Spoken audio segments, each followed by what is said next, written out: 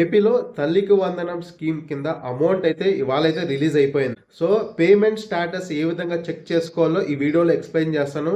అలాగే ఈసారి కొన్ని చేంజెస్ చేశారు. Last year mother Aadhaar card number enter చేస్తేనే వాళ్ళ ఇంట్లో ఎంతమంది పిల్లలు ఉన్నారు, ఎంత అమౌంట్ వస్తుందని చెప్పి వచ్చేదనమాట. ఈసారి అలా పెట్టలేదు.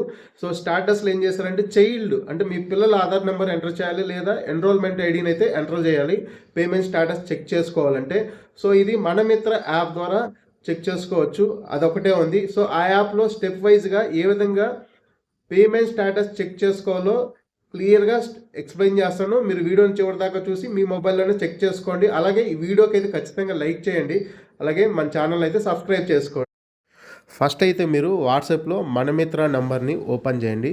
ఆ నెంబర్ ఓపెన్ చేసిన తర్వాత మీరు హాయ్ అని చెప్పి ఒక మెసేజ్ పెడితే మీకు ఈ విధంగా చూస్ సర్వీస్ అని వస్తుంది అనమాట. సో ఇక్కడ హాయ్ అని పెట్టారు కదా, చూస్ సర్వీస్ అని చెప్పేసి ఆప్షన్ వస్తుంది. ఇక్కడ మీకు ప్లీజ్ సెలెక్ట్ సర్వీస్ ఉంది కదా, దానిపైన క్లిక్ చేసి అలా కిందకి స్క్రోల్ చేయండి. మీకు ఇక్కడ సర్వీసెస్ అన్నీ కనిపిస్తాయి ఏమేమి ఉన్నాయో.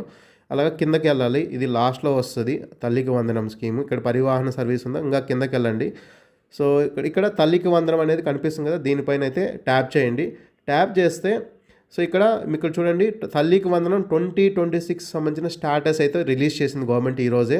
సో దానిపైన సెలెక్ట్ చేసుకుని సబ్మిట్ చేయండి. సబ్మిట్ చేస్తే మీకు ఒక రెస్పాన్స్ అనేది వెళ్తుంది. సో ఇక్కడ ఒక ఫామ్ అనేది ఓపెన్ అవుతుంది, ఓపెన్ ఫామ్ అని చెప్పి దానిపైన క్లిక్ చేయండి.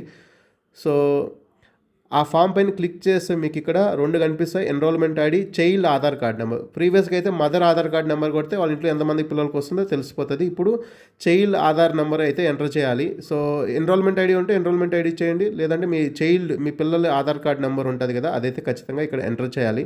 సో ఇక్కడ కంప్లీట్గా ఎంటర్ చేసిన తర్వాత సబ్మిట్ పైన క్లిక్ చేయండి. సబ్మిట్ పైన క్లిక్ చేస్తే ఆ ఫామ్ అనేది రెస్పాన్స్ ఫామ్ అనేది సెంట్ అవుతుంది. సెంట్ అయితే ఇక్కడ చూపిస్తారు చూడండి.